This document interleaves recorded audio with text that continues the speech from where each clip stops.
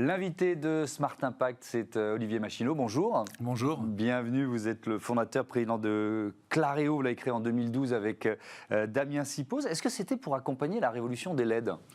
Oui, tout à fait, parce qu'en fait, c'est vrai que l'éclairage LED, c'est une nouvelle technologie et c'est carrément une révolution, comme dans d'autres secteurs, par exemple dans le domaine de la photo, où tout est passé au numérique. Oui. C'est un petit peu la même chose et ça a été une vraie révolution dans l'éclairage. À quel point ? C'est-à-dire qu'une ampoule LED, c'est beaucoup plus économe en énergie. Quelles sont ses qualités par rapport à nos vieilles ampoules ? Il y en a de moins en moins d'ailleurs. Ça change beaucoup. Ouais. Déjà en consommation, on divise par 2 jusqu'à 7 la consommation d'électricité, d'une part. Et sur la durée de vie, ça n'a rien à voir non plus, puisqu'on a des durées de vie qui sont passées de l'ordre de 1000 heures à 5 à 10 ans. Donc, en termes de renouvellement, il y en a beaucoup moins, et tout ça est bon pour le développement durable. Évidemment, et on fera ce bilan. Alors, des solutions d'éclairage innovantes, c'est pas seulement mettre des LED un peu partout, évidemment. Est-ce que la clé, c'est aussi la connectivité des produits qu'on installe ? Alors c'est vrai que l'éclairage est de plus en plus connecté, de plus en plus intelligent. On sort chez nous et puis chez certains confrères tout ce qu'on appelle le smart lighting, avec lequel on peut faire beaucoup de choses. Sur l'éclairage déjà, mais même à l'échelle du bâtiment. Sur l'éclairage, on peut reproduire des lumières d'extérieur, on peut avoir des intensités lumineuses constantes sur un plan de travail par exemple, on peut faire la détection de présence. Et ce qui est important de savoir, c'est que quand on passe à une solution de smart lighting, on divise encore la consommation par 2. Donc c'est intéressant économiquement, même si l'investissement peut être légèrement supérieur. Oui, alors effectivement, il y a l'impact sur le budget des entreprises que vous équipez, et puis il y a l'impact carbone. Est-ce que vous avez pu modéliser ce que vous faites économiser finalement en consommation d'électricité et d'énergie par vos clients ? Bien sûr, et quand on fait le bilan carbone d'un produit, de l'approvisionnement des matières premières jusqu'au recyclage, en passant par la production, les émissions principales sont liées à l'utilisation du produit. Et donc, c'est plus de 95% des émissions. Donc, le rendement du produit et le fait qu'il consomme un minimum est primordial pour le bilan carbone total du produit. Et quand on prend le transport, par exemple, le transport représente moins d'1% des émissions du produit. Parce que même s'il dure quelques semaines, comme le produit a une durée de vie de l'ordre de 5 à 10 ans, c'est assez négligeable en fait. Oui, effectivement. Et économie d'électricité et donc de budget. C'est-à-dire que la rentabilité d'une installation, je rentre jusqu'à la connectivité du smart lighting comme vous parlez. C'est en quoi ? C'est en quelques années ? Ça dépend évidemment, j'imagine, de l'ampleur de l'installation. Mais... Oui, puis ça dépend de ce qu'on remplace. Quand on remplace les anciennes technologies que tout le monde connaît, l'halogène, les néons, ce qu'on appelle les tubes fluorescents, les retours sur investissement sont extrêmement courts, de l'ordre de 6 mois. 6 mois, c'est ultra rapide. Tout à fait. Donc, c'est très, très rapidement rentable. Et en fait, aujourd'hui, on en est aussi à remplacer des premières technologies d'éclairage LED, puisqu'entre les premiers produits qui sont sortis il y a une quinzaine d'années, et aujourd'hui, on a diminué la consommation, on a divisé la consommation par 4. Donc même quand on remplace de la LED aujourd'hui, le retour sur investissement, il est plus de l'ordre d'1 an ou 2, mais il est quand même assez court, alors qu'on remplace de la LED par la LED. Et il y a encore beaucoup d'installations halogènes, par exemple ? Ça existe encore ? Ou ces néons, là, je suis en train de me demander si on n'en a pas ici dans notre studio, mais il y en a encore beaucoup. Alors l'halogène, c'est interdit à la vente déjà depuis 3-4 ans, et les tubes fluorescents, les néons, sont interdits depuis 2023 de mémoire. Mais on en trouve encore encore d'installés, bien sûr. On en trouve encore d'installés. Vous affichez un chiffre d'affaires de 42 millions d'euros en 2024. Et vous dites 10% des Français sont éclairés par Claréo. Comment vous arrivez à ce chiffre ? Parce que ça fait beaucoup quand même. Eh oui, on est assez fiers d'annoncer qu'on éclaire aujourd'hui 10% des Français. Et en fait, comment ça a été calculé ? On a regardé le nombre de produits vendus depuis le début, depuis la création de Claréo en 2012. Et on est à 11 millions de produits aujourd'hui vendus. Et quand on fait un petit calcul assez simple d'ailleurs, on arrive à 10% des Français éclairés aujourd'hui par nos solutions, principalement sur le lieu de travail, puisqu'on travaille principalement sur l'éclairage professionnel. Est-ce que vous contribuez aussi au bien-être des salariés, des gens qui finalement, ou même des utilisateurs des sites que vous avez équipés ?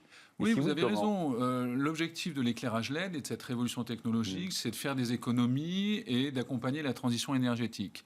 Mais en même temps, on peut améliorer fortement le confort des utilisateurs avec la qualité de lumière, avec le pilotage de la lumière, comme on en parlait, notamment avec le smart lighting. Et c'est quelque chose d'important, notamment sur le lieu de travail. Les collaborateurs, parfois, se plaignent parce qu'ils n'ont pas assez de lumière, trop de lumière. Et avec la LED, on est beaucoup plus précis. Et clairement, il y a pas mal d'études qui montrent que le confort a été beaucoup amélioré. Vous disiez tout à l'heure reproduire la lumière extérieure.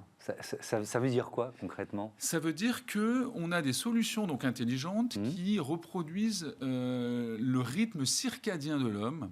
Et vous savez qu'au début de la journée, la lumière est un petit peu plus chaude et moins puissante. À midi, le soleil tape, la lumière est plus blanche. On parle en Kelvin, et donc on est aux alentours de 5-6 000 Kelvin. Et la lumière est plus forte. Et en fin de journée, au coucher de soleil, la lumière est plus jaune et plus faible. Eh bien, en intérieur, on est capable de reproduire ce scénario, même quand il fait pas beau, ça arrive parfois à Paris. Ah bon ? Et donc, on peut avoir une lumière qui correspond à un jour de beau temps en intérieur. Et il y a des études qui montrent que avec ce système, on améliore et le confort des utilisateurs, mais également la productivité, le bien-être au travail, ce qui est important de nos jours. Évidemment. Est-ce que vos produits sont éco-conçus ? On parlait de cycle de vie tout à l'heure. Est-ce que depuis, donc c'est une douzaine d'années que Clario existe, vous avez progressé finalement dans l'éco-conception de vos produits ? Oui, sur tous les aspects développement durable et RSE, on est assez en avance, on a mis pas mal d'énergie là-dessus et aujourd'hui, la majeure partie de nos produits sont éco-conçus. Alors ça veut dire quoi ? Il faut rentrer dans le détail. Ça veut dire qu'ils sont conçus pour émettre un minimum d'émissions. Donc ça passe par le rendement des produits, c'est-à-dire qu'il faut qu'ils consomment un minimum, puisqu'on a vu que c'était très important en termes d'émissions. Ça passe par la fabrication, donc on économise beaucoup sur la matière, sur l'encombrement des produits, puisque quand ils sont moins encombrants, ils émettent moins lors du transport par exemple. Et d'ailleurs, le coût est inférieur, donc c'est gagnant-gagnant. Donc on joue sur un ensemble de choses pour que le produit émette un minimum d'émissions de CO2, de la conception jusqu'au recyclage. Et est-ce que c'est aussi grâce à ces efforts que vous avez étendu la durée de garantie de vos produits ? C'est pas directement lié, mais c'est vrai que comme on a une fiabilité extrêmement importante sur nos produits, on a annoncé ce mois-ci la garantie 7 ans de nos produits, ce qui est quelque chose d'assez unique sur le marché, et ça montre la fiabilité des produits d'éclairage LED. Donc s'ils sont garantis 7 ans, ça veut dire que leur durée de vie va être bien supérieure. Alors rendez-vous compte, vous installez dans une entreprise tout un ensemble de luminaires, et vous pouvez les garder pour 10 ou 15 ans. Donc c'est bien économiquement, mais c'est aussi et surtout bien pour la planète. Il y a des fiches environnementales des produits Clario ? Oui, ça s'appelle les fiches PEP, et là on mesure vraiment, c'est quand même assez énergivore à faire, les émissions de la production du produit jusqu'au recyclage.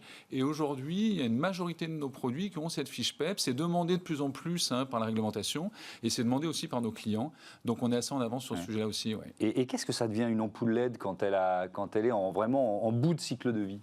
C'est recyclable ? C'est recyclé à 99%, ce qui est beaucoup mieux d'ailleurs au passage que les technologies précédentes qui, vous savez, avec les lampes fluo compactes, émettaient du mercure, etc. Il y avait beaucoup de métaux rares qu'on a essayé d'enfouir à droite et à gauche. Sur la LED, c'est très très recyclable. Tous les matériaux sont recyclables. Il n'y a qu'une petite partie du phosphore, vous savez, de la chip LED qui va éclairer, qui n'est pas complètement recyclable. Et donc, il y a des organismes pour ça, comme ESR en France, avec qui on travaille et qu'on finance pour ce recyclage. Je voudrais qu'on prenne un ou plusieurs exemples, parce qu'il y a des organisations, des services publics qui ont fait appel à vous. Par exemple, le musée d'Orsay. Alors évidemment, moi, ça me fait rêver. Est-ce que c'est un bâtiment comme un autre, ou est-ce qu'il y a un défi particulier quand on éclaire un musée ? C'est un musée toujours particulier par définition. Donc c'est vrai qu'on a éclairé une partie du musée d'Orsay, puis d'autres bâtiments publics comme la Sorbonne, comme Sciences Po. Et on est amené parfois à faire vraiment des luminaires sur mesure. Si vous allez à la Sorbonne aujourd'hui dans la bibliothèque, vous allez voir des arches lumineuses uniques développées sur mesure pour ce lieu. Donc ce sont des lieux uniques qui font appel à des luminaires uniques. Et à Orsay aussi, parce qu'il y a aussi une question on parlait du bien-être, il y a aussi une question du bien-être, j'allais dire, des tableaux. On n'éclaire pas un tableau comme... il y a des tableaux qui sont beaucoup plus fragiles que d'autres, par exemple. Vous avez dû tenir compte de ça ? Oui, alors, dans les musées, ce qui est important, c'est la qualité de la lumière. Ça s'appelle l'IRC, si on veut être un petit peu technique. C'est l'indice de rendu des couleurs. Et effectivement, il faut que la lumière ait un rendu de couleur le plus près possible de ce que voit l'œil. Et donc, on atteint des valeurs de 90-95% ou plus. Donc, ce sont des chips, des puces qui vont éclairer assez spécifiques pour avoir ce niveau d'IRC. Et donc, c'est d'autant plus important dans ce type de lieu. Dernière question, il nous reste une minute sur la CSRD, le bilan extra-financier. Je ne suis pas sûr que votre entreprise soit tout de suite concernée. Vous vous y préparez? Vous trouvez que c'est trop compliqué? Alors, on n'est pas éligible pour l'instant. Ouais, c'est ça. On devrait être éligible peut-être dans quelques années, 3-4 ans, d'après nos informations. Et en plus, apparemment, c'est un petit peu remis en cause. Mais l'idée, c'est de standardiser un petit peu le reporting justement sur les émissions. Et pour une entreprise qui est plutôt en avance comme la vôtre, c'est intéressant parce que s'il n'y a pas de standard, on ne sait pas de quoi on parle. C'est comme les fiches PEP, il y a des standards. Donc, c'est important de comparer ce qui est comparable et de voir quelles sont les entreprises qui font le plus d'efforts là-dessus avec un standard. Donc, nous, on pense que c'est une bonne chose, mais c'est pas pour tout de suite. Merci beaucoup Olivier Machineau et à bientôt sur Bismart. For Change, on passe tout de suite à notre débat, la lutte contre le gaspillage alimentaire au programme.